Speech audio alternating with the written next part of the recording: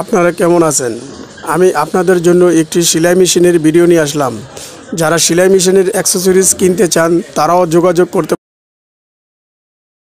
আবু বক্কর ভাই একটা সেলাই মেশিন নিল, সুন্দরভাবে সেই সেলাই মেশিনটি গ্যান্ডারিয়া ডেলিভারি দেওয়া হলো। সুন্দরভাবে সেলাই মেশিনটি ফিটিং করে চালিয়ে চেক করে আমরা সম্পূর্ণ ক্যাশ অন ডেলিভারি দেওয়া হলো।